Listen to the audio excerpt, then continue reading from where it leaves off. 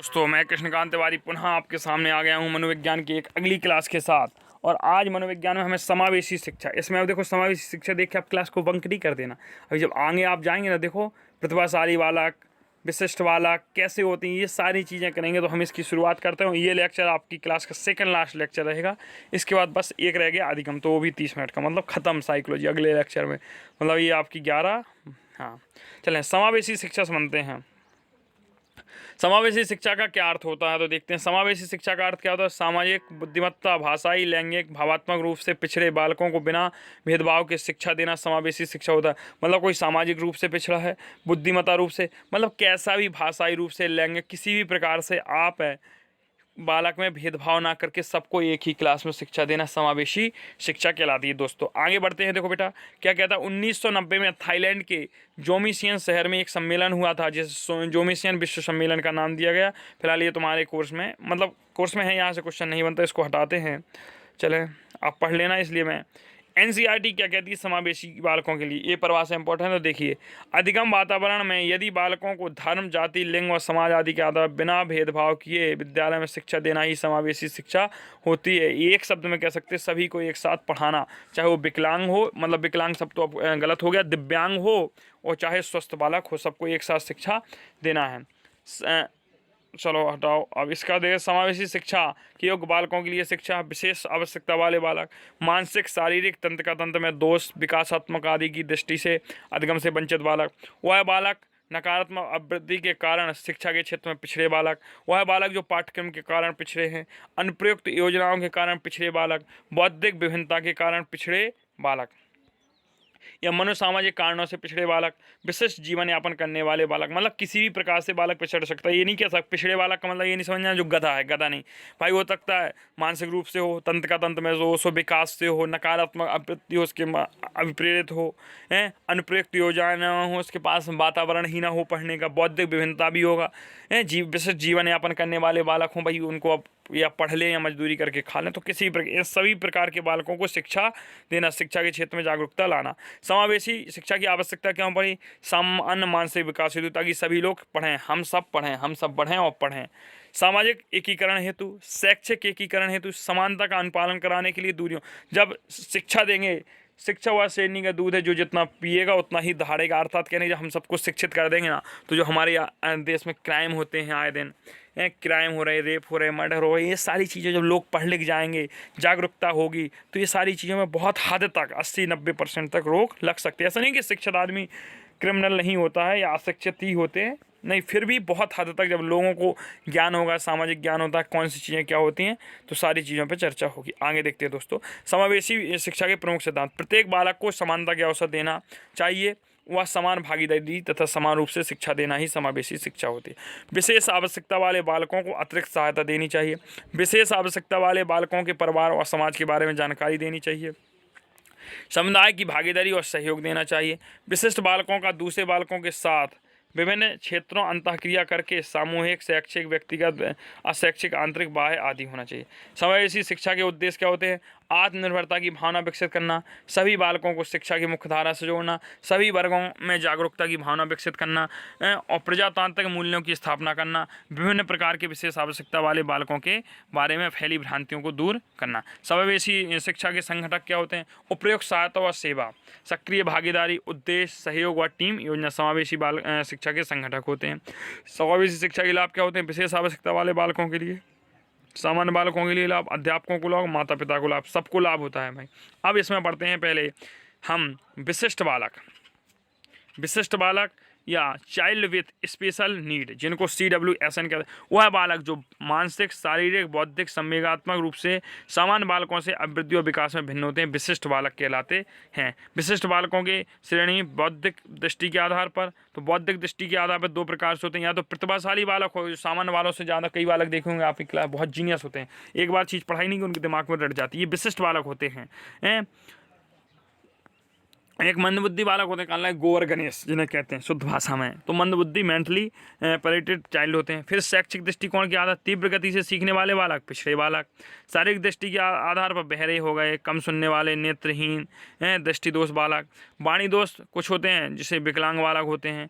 वाणी दोष बालक वाले कैसे होते हैं भाई, ये तुतलाने वाले। समस्याग्रस्त बालक जिस सामाजिक दृष्टि से अस्थिर बालक होते हैं। अस्थिर बालक जिन कबीले वाले लोग होते हैं जो संवेगात्मक दृष्टि से अस्थिर। कई ऐसे बालक होते हैं बहुत अधिक क्रोध आता है, बहुत अधिक भावनाएं उनकी उत्तेजित हो जाती हैं, इस प्रकार से बालक। तो चलते हैं प्रतिभाशाली बालक। बुद्धि लब्धि के आधार पर टर्मेन ने आईक्यू लेवल 140 से अधिक बताया। बेंटलेट ने वह बालक जिनका आईक्यू 110 से ज़्यादा हो बेंटलेट महोदय कहते हैं। टर्मेन कहते हैं प्रतिभाशाली बालक वे बालक होते हैं जिनका आईक्यू 140 से अधिक हो, जबकि बेंटेल महोदय कहते हैं वह बालक जिनका आईक्यू 110 से ज़्यादा हो प्रतिभाशाली बालक हो। हैक महोदय कहते हैं वह बालक जिसका आईक्यू 125 से ज़्यादा हो। सामाजिक दृष्टिकोण से क्या होता है, मान्य व्यवहार को मानते हैं, अमान्य व्यवहार को नहीं मानते हैं। सांख्यिकी दृष्टिकोण से किसी भी समुदाय की 20% उच्चतम जनसंख्या का भाग प्रतिभाशाली बालकों में आता है। कोई भी समुदाय हो, उसके अगर 100 लोग हैं तो 100 में 20% उच्चतम जनसंख्या होगी, उसके भाग में प्रतिभाशाली बालक मिलेंगे। यूएसए कमीशन ऑफ एजुकेशन क्या कहता है कि 3 से 5% तक बालक प्रत्येक कक्षा में प्रतिभाशाली बालक होते हैं। हर कक्षा में 3-4 लड़का जीनियस होते हैं, वो सबको पता है। प्रतिभाशाली बालकों की विशेषताएं क्या होती हैं। प्रतिभाशाली बालकों का आईक्यू 125 से अधिक होता है, लेकिन टर्मन ने 140 प्लस बताया। सामान्य समझ अधिक विकसित होती है, कठिन मानसिक कार्यों का निष्पादन संपादन करते हैं। समाज के प्रति सकारात्मक दृष्टिकोण इनका होता है। ये क्या होते हैं, आलोचनात्मक चिंतन, विवेचनात्मक चिंतन, अमूर्त चिंतन, अधिक कल्पनाशील, अधिक चिंतन, अधिक विकसित होते हैं। यह बालक किसी भी कार्य पर अधिक ध्यान केंद्रित करते हैं। यह बालक अपने समुदाय में अधिक लोकप्रिय होते हैं। यह बालक अपनी कक्षा के अतिरिक्त अन्य पाठ्यक्रम में रुचि दिखाते हैं। इन बालकों में अधिक जिज्ञासा होती है। यह बालक उद्देश्य केंद्रित या लक्ष्य केंद्रित होते हैं। यह बालक स्पष्टवादी होते हैं। विद्रोह तथा नकारात्मक प्रवृत्तियाँ भी पाई जाती हैं। यह हस्तलेखन में लापरवाह होते हैं। संवेगात्मक रूप से स्थिर होते हैं। ठीक है, आपको एक बार पढ़ते जाना, इनको रट्टा मारने की जरूरत नहीं है। संवेगात्मक बुद्धि उच्चतम या उच्च होती है। व्यवहारिक ज्ञान अच्छा व स्पष्ट चिंतन व सूक्ष्म अवलोकन करते हैं। अर्थ ग्रहण करने की क्षमता भी उच्च होती है। इन बालकों का चिंतन अभिसारी होता है, अवसारी नहीं होता है। जो विशिष्ट प्रतिभाशाली बालक होते हैं अभिसारी होता है भाई। अभिसारी मतलब इनका जितना पढ़ाओगे उसी के अनुसार होगा। और अवसारी होता है सृजनात्मक बालकों का, जो अपने आप कर लेते हैं। इतना याद रखना। तो जो सृजनात्मक बालक होते हैं वो प्रतिभाशाली बालक नहीं हो सकते। वो सृजनात्मक वाली बालक प्रतिभाशाली नहीं हो सकता, प्रतिभाशाली सृजनात्मक भी नहीं हो सकता, हो भी सकता है। तो ये नहीं कह सकते एक दूसरे पूरक होते हैं, ये एक दूसरे विलोम होते हैं, कुछ नहीं होते हैं। प्रतिभाशाली बालकों की पहचान परीक्षण द्वारा आईक्यू निकाल लो, उनका अवलोकन द्वारा विद्यालय अभिलेखों में करवा लो। प्रतिभाशाली बालकों के लिए शिक्षा विशिष्ट विद्यालयों की स्थापना होनी चाहिए, जैसे नवोदय बालक हैं। विशिष्ट कक्षाओं का आयोजन प्रतिभाशाली बालकों के लिए बुद्धि दोनों होना चाहिए। तरुणोपागम कक्षा में पदोन्नति अतिरिक्त पाठ्यक्रम इनको लिए होना चाहिए जो प्रतिभाशाली बालक हैं। विद्यालय में जल्दी प्रवेश देना चाहिए। एक से अधिक पाठ्यक्रम की शिक्षा होनी चाहिए। प्रतिभाशाली की बालकों के लिए शिक्षा, तकनीक का प्रयोग करवाना चाहिए। पुस्तकालयों का सदुपयोग, शैक्षिक भ्रमण इन्हें करवाना चाहिए। इन्हें संवर्धन कार्यक्रम जैसे सेमिनार है, कोई इनके लिए कंपटीशन प्रतियोगिताएं वगैरह करो। मतलब इनको खाली नहीं रख सकते, क्योंकि प्रतिभाशाली अगर खाली रखा तो फिर ये समझ रहे, ओसामा बिन लादेन भी एक प्रतिभाशाली बालक था। खाली दिमाग शैतान का होता है, समझदार हो हैं। मंदबुद्धि बालक MRC मेंटली रिटायर्ड चाइल्ड, मंद मतना या मानसिक दृष्टि से पिछड़े बालक, वह बालक जिनका IQ 70 से कम होता है। यह बालक 3 प्रकार के होते हैं। Education, mentally requirement, traditional mental और कस्टम। तो IQ 0 से देखो। EMRC क्या होता है, वह बालक जिनका IQ 50 से 70 होता है, इन्हें शिक्षित किया जा सकता है। TMRC इन्हें प्रशिक्षण दिया जाता है जिनका IQ 50 से 25। CMR वह बालक जिनका IQ 0 से 25 होता है, इन्हें केवल क्या किया जा सकता है, इनकी देखभाल की जा सकती है। MR बालकों की विशेषताएं देख लीजिए। जो बालक मतलब MR बालक अपन कह सकते हैं। मेंटली बालकों की विशेषताएं देख लीजिए। इन बालकों को संवेदीगामक विकास मंद होता है। यह अपनी शारीरिक आवश्यकताओं की अभिव्यक्ति नहीं कर पाते हैं। इनका शारीरिक व मानसिक स्वास्थ्य और विकास खराब होता है। इन बालकों में चिंतन, कल्पना, दिवा स्वप्न आदि विकसित नहीं होता है। इन बालकों का IQ 70 से कम होता है। स्मृति स्तर तथा ध्यान स्तर कम होता है। किसी भी वस्तु या पदार्थ उद्दीपक पर अधिक समय ध्यान केंद्रित नहीं कर पाते। इन बालकों में असफलता का भय रहता है। ठीक है, मेंटली रिक्वायर्ड बालक जो होते हैं, इन्हें सामाजिक तथा समायोजन संबंधी समस्याओं से ग्रसित होते हैं। इस प्रकार के बालकों में आत्मनिर्भरता की कमी होती है। इन बालकों को भाषा का पूर्ण ज्ञान नहीं होता है। व्यवहारिक ज्ञान, तार्किक चिंतन, सामान्य समझ आदि में अपरिपक्वता दिखाई देती है। अगला देखें, यह कार्यकरण से संबंधित स्थापित नहीं कर पाते हैं। एमआर बालक होने के कारण गुणसूत्रों में विकृति आना बताया था, अंडाणु में निषेचन का कोई दोष उत्पन्न हो जाना, जन्म के समय कोई रोग हो जाना, चोट दुर्घटना कुपोषण आदि हो जाना, प्रतिकूल वातावरण भी एमआर बना देता है। एमआर मतलब मेंटली, अरे राम राम राम राम। चलो भाई आगे चलते हैं। एमआर बालकों की शिक्षा क्या होनी चाहिए?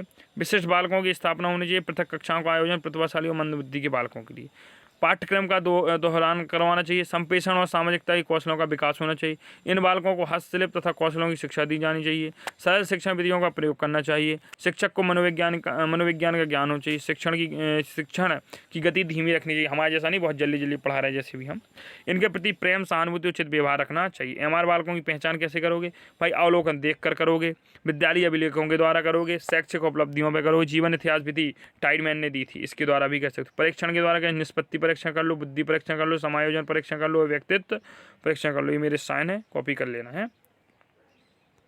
पिछड़े बालक, बैकवर्ड चाइल्ड, पिछड़े बालक वह बालक जो सामान्य बालकों से पिछड़ जाते हैं, मतलब जिनका IQ 85 से कम होता है।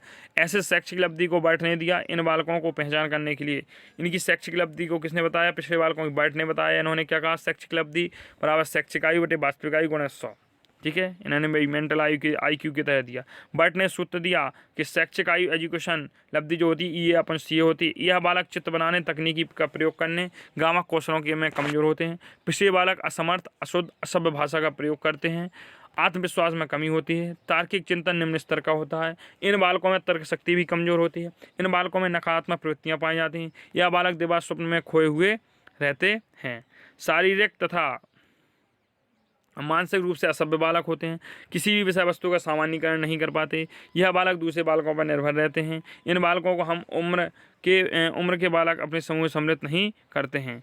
इन बालकों में निराशा, कुसमायोजन, असफलता का भय बना रहता है। जिज्ञासा की प्रवृत्ति नहीं होती, उत्तरदायित्व की क्षमता नहीं होती। पिछड़ेपन के प्रमुख कारण क्या है? शारीरिक दुर्बलता, मानसिक रूप से दुर्बल, बौद्धिक बीमारी, एकांत क्षेत्र, कुपोषण, पारिवारिक वातावरण, आर्थिक स्थिति कमजोर होने के कारण, बच्चों की अधिक संख्या होने पर, तलाकशुदा माता पिता, परिवार की लड़ाई झगड़े, ये भी एक क्या है? पिछड़ेपन के कारण हो सकते हैं। पाठ्यक्रम में बदलाव, विद्यालय में रुचि, बार बार विद्यालय परिवर्तन कराना, तंत्र में दोष, संवेगों पर आधार। पिछड़े बालकों की शिक्षा कैसी होनी चाहिए? व्यक्तिगत शिक्षण भी देना चाहिए, इन्हें उपचारात्मक शिक्षण भी देना चाहिए। मतलब व्यक्तिगत बालकों को पढ़ा के आप प्रतिभाशाली बना सकते हैं। प्रतिभाशाली नहीं तो सामान्य तो बना सकते हैं।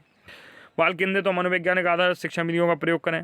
शिक्षण में इन्हें मस्तिष्क के संप्रदाय और निर्माण कराना चाहिए। दोहरान और अभ्यास करवाना चाहिए। माता पिता के संपर्क में अधिगम, ये चलो कई लोग कह रहे हो अरे ये कहाँ से भाई? से जब पेपर बनेगा तब यहीं से बनता है, तब ये क्वेश्चन आते हैं। हाँ होता है।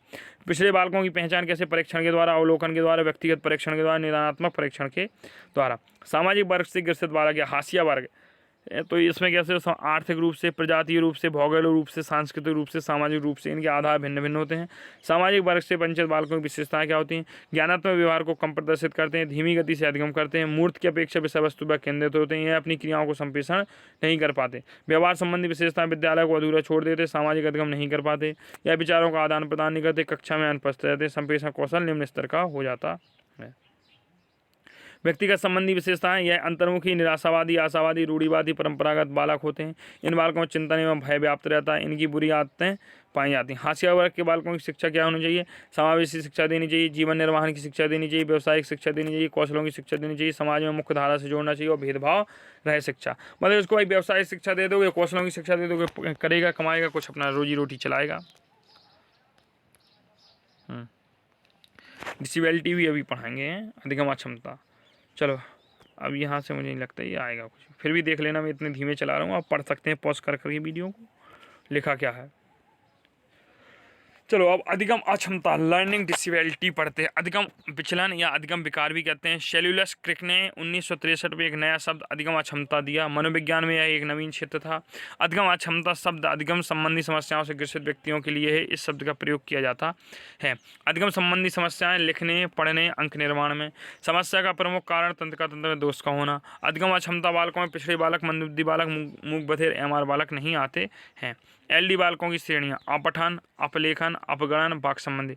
अपठन पढ़ने से संबंधित विकार, डिसलेक्सिया है, एलेक्सिया है। अपठन पढ़ने से संबंधित होते हैं, डिसलेक्सिया। अपलेखन लेखन से, डिसग्राफिया। तो जहाँ ग्राफिया शब्द जुड़े समझ लेना लिखने से संबंधित है। लेकिया शब्द जुड़े अपठन है, पढ़ने से संबंधित है। अगणन कैलकुलस शब्द जुड़े, कैलकुलस मतलब होता है गणना करना, तो कैलकुलेशन से संबंधित। वाक संबंधी फेजिया शब्द जुड़े तो वाक संबंधी समझ लेना। अधिगम क्षमता के बालक, हॉलन और टर्वन ने एलडी बालकों के 10 लक्षण बताए। किसने? हॉलन एंड टर्वन ने 10 लक्षण बताए। वह बालक अधिगम अक्षमता वाले लर्निंग डिसेबिलिटी वाले होते हैं जिनमें अति सक्रियता होती है, प्रत्यक्षीकरण गतिबद्धता होती है, सामवेगिक अस्थिरता, संवेगों में अस्थिरता पाई जाती है,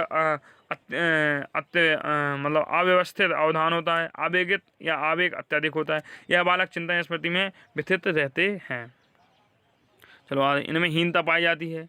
अन्य लक्षण क्या हैं? लिखने, गति प्रक्रिया, सुनने, पढ़ने, बोलने संबंधी आदि विकार होते हैं। बोलचाल की भाषा में देरी। चलो आगे चलते हैं। अपठन, भाई डिसलेक्सिया समझ लीजिए, पढ़ने प्रयास करने के बाद भी पढ़ने संबंधी कोई विकार आ जाना। विकार का प्रमुख कारण नहीं है बुद्धि में कमी, कोई मानसिक रोग, ज्ञानेंद्रिय विकार, ये कोई कारण नहीं है कि मतलब आप क्या दो उसको पढ़ना नहीं है। भाई कभी कभी आप देखते हो मैं भी कोई शब्द पढ़ रहता हूँ, उसको क्या होता है नहीं पढ़ पाता हूँ, क्या होता है जल्दी जल्दी में वो शब्द फिर ये विकार हो जाता है। कभी कभी होता है पैदा, पढ़ने की गति धीमी होनी, अशुद्ध होगी, पढ़ने के बाद उसका अर्थ नहीं समझ आएगा। अप्रभावी अधिगम, अनुदेशन, देखने, सुनने, समझने आदि से विकार पाया जा सकता है। अपठन बालकों के लिए शिक्षा पढ़ लेना, मैं इतना नहीं पढ़ाऊंगा। अपलेखन देख लीजिए, डिस्ग्राफिया, क्षतिपूर्ति, अवगठन, इतने धीमे धीमे चला रहा हूँ, इसको आप पढ़ लेना, एक बार पढ़ जरूर लेना, क्योंकि ये तो मैं तो काउंट करूँगा भाई मैंने पढ़ाया है। पढ़ने की अक्षमता क्या कहलाती है? डिसलेक्सिया कहलाती है, एलेक्सिया। मौखिक रूप से सीखने की अक्षमता, अफेजिया, डिस्पेजिया। मानसिक अक्षमता, डिस्मॉर्फिया या एमॉर्फिया। शारीरिक अक्षमता, डिस्थामिया, एथेमिया। गणित, डिसकैलकुलस, कैलकुलस। लिखने की अक्षमता, डिस्ग्राफिया।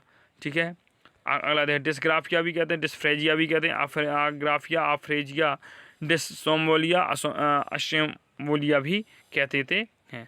सतत एवं व्यापक मूल्यांकन, कंटिन्यूअस एंड कंप्रोजिव इवैल्यूएशन। मूल्यांकन क्या होता है? सतत और व्यापक दो प्रकार के मूल्यांकन होते हैं। बालक का प्रथम दिन से अंतिम दिन तक का मूल्यांकन और बालक के सभी पहलुओं का मूल्यांकन। जो सतत मूल्यांकन होता है एक क्या संकीर्ण परिभाषा कह सकते हैं, और जो व्यापक मूल्यांकन होता है वो व्यापक तो व्यापक होता है। सतत एवं व्यापक मूल्यांकन क्या है? सी कंटिन्यूअस एंड कंप्रेजिव इवैल्यूएशन एक स्कूल आधारित मूल्यांकन पद्धति है। विद्यार्थियों के सर्वांगीण विकास से संबंधित पहलुओं का अध्ययन किया जाता है। सीखने और सिखाने की प्रक्रिया सतत व्यापक होती है, और ये जो आया सतत व्यापक मूल्यांकन 2010 में देश में लागू हुआ। सतत निरंतर या रचनात्मक मूल्यांकन या संरचनात्मक मूल्यांकन, तो फर्स्ट डे और से लास्ट डे तक का मूल्यांकन। व्यापक और एवं मूल्यांकन का होता है सभी पहलुओं का शैक्षिक मूल्यांकन, शैक्षिक गतिविधि, पहले सह शैक्षिक गतिविधियों का मूल्यांकन। मूल्यांकन का क्षेत्र क्या होता है? पाठ्यक्रम के विषयों का मूल्यांकन, संगीत कला का भी मूल्यांकन, खेल कूद की गतिविधियों का मूल्यांकन, चित्रकला का, शारीरिक स्वास्थ्य संबंधी मूल्यांकन। 1 अप्रैल 2000 से लागू हुआ। किसी एक वर्ष का पाठ्यक्रम प्रथम अवधि में 50%। रचनात्मक मूल्यांकन का 10% लेंगे। रचनात्मक मूल्यांकन फेज 2 का 10%। एकात्मक मूल्यांकन 30% लेंगे, तो 50 हो गया। द्वितीय अवधि में क्या ऐसे ही सेम होगा, द्वितीय अवधि में भी होगा। एक वर्ष की अवधि में 2 मूल्यांकन होते हैं, रचनात्मक और योगात्मक। रचनात्मक मूल्यांकन का योग 40% वह 4 बार होता है। योगात्मक मूल्यांकन का योग 60% और वर्ष में 2 बार होता है। सतत मूल्यांकन जो होता है वो रचनात्मक मूल्यांकन, व्यापक मूल्यांकन, योगात्मक मूल्यांकन हो गया। छात्र के मूल्यांकन के प्रमुख तत्व क्या होते हैं? भारत में सीसी का प्रशिक्षण केंद्र पंचकुला गुजरात में है। आधार रेखा मूल्यांकन, सामूहिक शिक्षण या भाषा शिक्षण के आधार पर मूल्यांकन। मूल्यांकन के अन्य उपकरणों का प्रयोग, आरंभिक योजना बनाना, शिक्षण के दौरान अवलोकन, शिक्षण योजना में बदलाव। मूल्यांकन के प्रमुख उपकरण क्या होते हैं? शिक्षण के द्वारा अवलोकन, बच्चों की दैनिक डायरी चेक करो, समूह कार्य करो, प्रोजेक्ट कार्य करो, अभिभावकों से सम्मान, साथी शिक्षकों से संबंध, शिक्षण योजना डायरी, चार्जशीट, वर्कशीट आदि कार्य होते हैं। ग्रेडिंग स्केल समझ लीजिए भाई क्या होती है। अगर 91 से 100 तक हैं तो ये 1 या ये होती हैं, ये देख लेना आप। सहशैक्षिक मूल्यांकन क्या होता है? जैविक कौशलों का मूल्यांकन, तर्क चिंतन कौशल मूल्यांकन, सामाजिक कौशल, संवेगात्मक। चले आनुवांशिकता वातावरण, ये मैं पढ़ा चुका हूँ आपको कई बार, तो अब नहीं पढ़ाऊंगा, आप देख लीजिए। हाँ, ये क्वेश्चन जरूर इसलिए डाला गया है। बुद्धि को प्रभावित करने वाला कारक है वातावरण, वंशानुक्रम दोनों, ठीक है। और बुद्धि को प्रभावित करने वाला प्रमुख कारक है तो भाई वातावरण। देखो क्वेश्चन को फिर से ध्यान से देख लीजिए, मैंने प्रैक्टिस सेट में डाला है, फिर यहाँ पे भी ये क्वेश्चन आया है। अरे ये देखो, हाँ लो इसको देख लो, पहले हम बढ़ा दिया है। ये देखो भाई क्वेश्चन,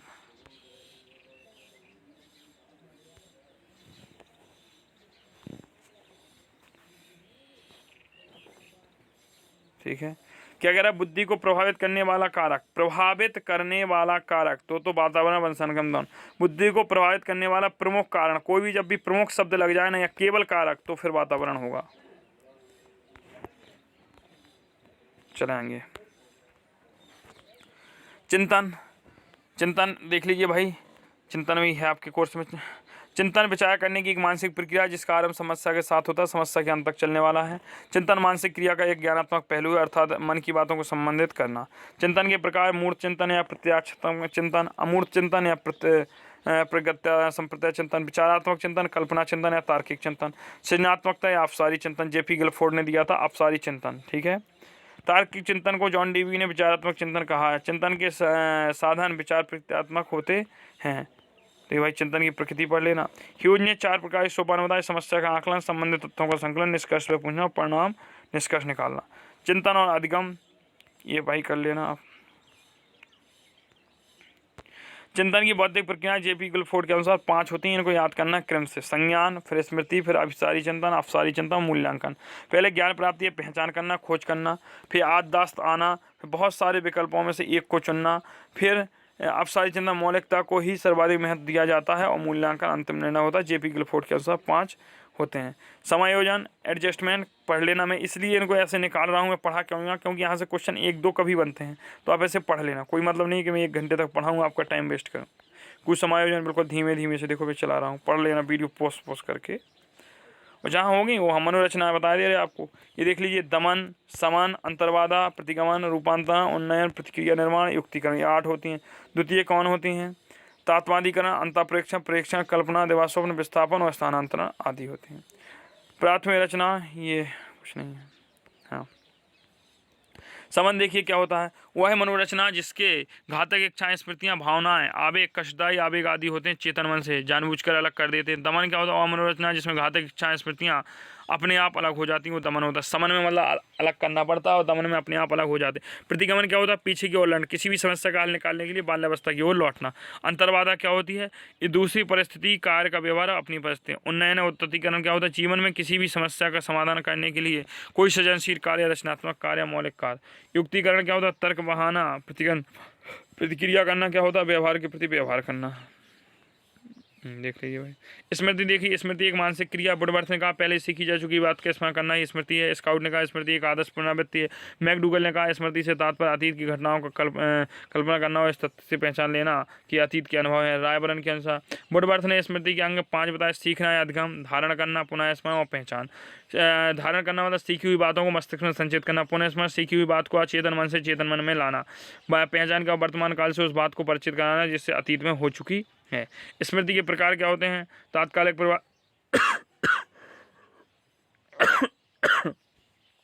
स्थायी प्रकार, व्यक्तिगत प्रकार, अव्यक्तिगत प्रकार, सक्रिय, निष्क्रिय, यांत्रिक, तार्किक, आदि होते हैं। स्मृति का स्वरूप ये जरूर पढ़ लेना। पुनरात्मक विचारधारा एबिंगहॉस की है, रचनात्मक विचारधारा बार्टलेट ने दी थी, 2 प्रकार दी थी। ठीक है। विस्मृति क्या होती, किसी सीखी हुई वस्तु का स्मरण ना करना, विस्मय विस्मृति कहलाता। मन कहते हैं ग्रहण किए गए तत्वों को धारण ना कर पाना, विस्मृति होती है। विस्मृति में क्या होता है, अनाभ्यास का सिद्धांत एबिंगहॉस ने दिया। दमन का सिद्धांत सिगमंड फ्राइड ने दिया। बाधा का सिद्धांत गुलाब वुडवर्थ उन्होंने दिया। ये कारक हैं आपके। ठीक है। तो अब हम मिलते हैं नेक्स्ट क्लास में, और नेक्स्ट क्लास जो हमारी होगी, नेक्स्ट क्लास NEST, देखो तो यही तो होता है अगली क्लास। देखो साहब, हिंदी अगली नेक्स्ट NEXT जो नेक्स्ट क्लास होगी उसमें हम मिलते हैं। और हमारा अब सिर्फ रह गया है क्या, अधिगम ही रह गया है सिर्फ पढ़ाने को। अधिगम की क्लास के बाद आपकी साइकोलॉजी का समापन हो जाए। बहुत बहुत धन्यवाद आप सभी क्लास में जुड़े रहने के लिए।